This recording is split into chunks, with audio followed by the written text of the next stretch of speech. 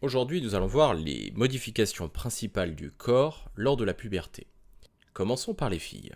Dès la naissance, les filles possèdent ce qu'on appelle des caractères sexuels primaires. 2 ovaires, un utérus et un vagin. Pour ce qui est du garçon, il possède également des caractères sexuels primaires. 2 testicules et un pénis. Durant l'enfance, ces différents organes ne sont pas fonctionnels. Mais à partir de la puberté, ils vont se mettre à fonctionner et à la fin de la puberté, l'enfant deviendra un adulte. Il passera par cette phase de la vie qu'on appelle l'adolescence et à l'âge adulte, il aura la capacité de se reproduire. Chez les filles, les premiers signes de puberté apparaissent entre 9 et 11 ans. On voit une croissance des seins et de l'acné, c'est-à-dire des petits boutons qui apparaissent sur la peau. C'est tout à fait normal, ça fait partie des caractères de la puberté, même si on en a en plus ou moins grand nombre. Ce n'est pas parce que vous avez de l'acné, des boutons, que votre hygiène est mauvaise ou que vous lavez mal.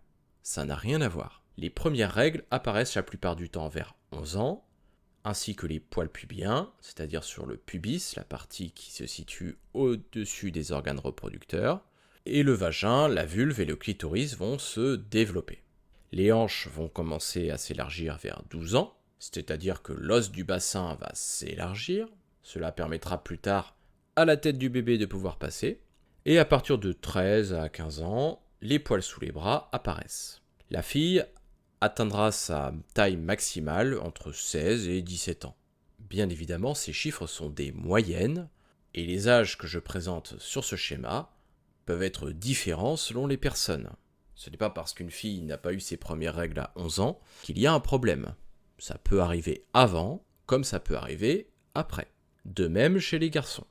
Chez les garçons, la puberté se déclenche un petit peu plus tard que chez les filles, entre 11 et 12 ans. Elle commence par une coloration du scrotum, la peau qui entoure les testicules. L'acné se développe, puis il va y avoir les premières éjaculations, c'est-à-dire une première libération de sperme, ce qui signifie que le garçon commence à produire des spermatozoïdes. Le pénis, les testicules vont se développer dans les âges qui suivent, avec les premiers poils pubiens qui apparaissent, et une mue de la voix. La mue de la voix est également présente chez les filles, mais elle est plus marquée chez le garçon qui aura une voix qui va changer pour devenir plus grave. Les poils sur tout le corps vont commencer à se développer, et entre 15 et 17 ans, on peut en voir apparaître sur le torse, mais on voit également les épaules s'élargir et la musculature se développer fortement. Le garçon atteindra sa taille adulte vers 18 ans, même si pour certains ça peut être beaucoup plus tard. Pour les filles comme pour les garçons, le cerveau sera la dernière partie du corps à se terminer. On considère que le cerveau est totalement mature entre 24 et 30 ans.